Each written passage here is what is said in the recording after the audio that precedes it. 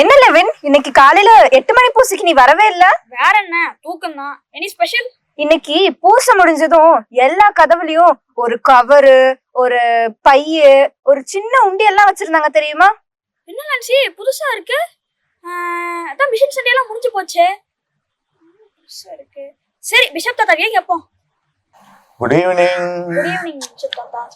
Bishop தாத்தா, எனக்கு ஒரு டவுட். நம்ம கோயில்ல பைய, உண்டியல், கவரு இதெல்லாம் கொடுத்தாங்கன்னு லான்சி சொன்னான். ஆமா.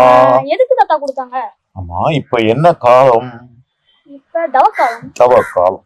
தவக்காலத்துல மொத்தமும் 3 வேலைகள் நம்ம செய்யணும்னு உங்களுக்கு ஏற்கனவே ஒரு முறை சொல்லியிருக்கேன்.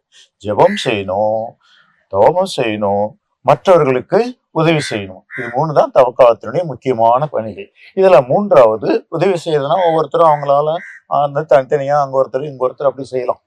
ஆனா இப்ப பங்குகள்ல என்ன பண்ணிருக்காங்கன்னா, எல்லாரும் சேர்ந்து தவக்கால கடைசியில அவங்களுடைய சேமிப்புகள் எல்லாம், அதுக்குதான் பைய, அதுக்குதான் கவரு, அந்த சின்ன உண்டியல், அந்த டப்பா எல்லாம் அதை சேர்த்து கொண்டு வந்து கொடுத்தாங்கன்னா ஒரு பெரிய தொகை வரும்.